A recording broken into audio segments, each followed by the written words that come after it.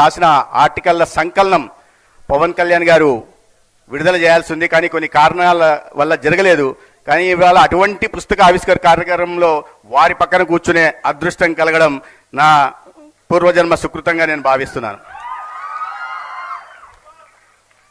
పవన్ కళ్యాణ్ గారు నా అభిమాన నాయకుడు మాత్రమే కాదు, ఆయన సాహితీ ప్రియుడు. సాహితీ ప్రియుడు మాత్రమే కాదు,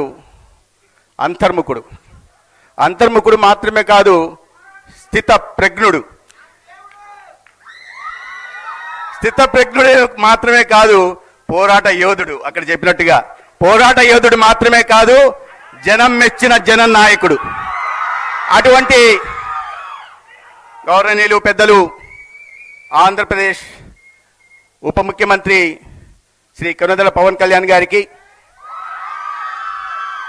మనసుకు కూడా దాహం ఉంటుందని, అప్పుడప్పుడు మంచి పూల వాన కూడా కురుస్తుందని అద్భుతంగా కవిత్వీకరించి ఇవాళ ఈ నవల గురించి చాలా విపులంగా వివరించిన కుప్పలి పద్మ గారు,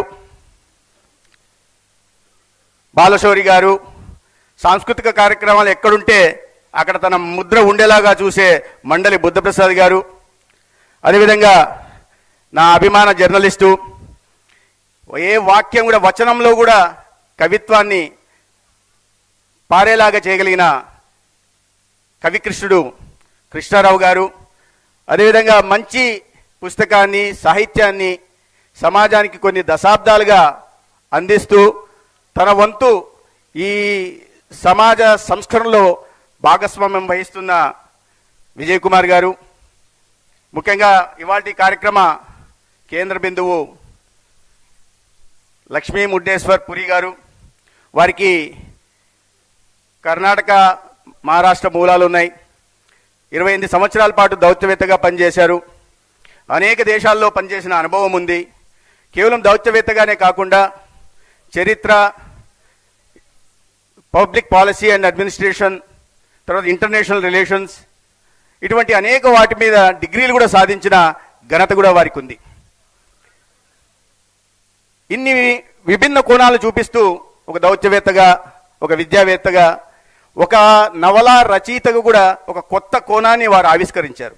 వారి తండ్రి బాలకృష్ణ ముద్దేశ్వర్ గారు ప్రముఖ కన్నడ సాహితీవేత్త. బహుశా ఆయన నుంచి వారసత్వంగా ఆ రాయడం అనే అలవాటు అబ్బిందేమో. చాలా అద్భుతంగా ఈ నవలను వారు చిత్రీకరించారు.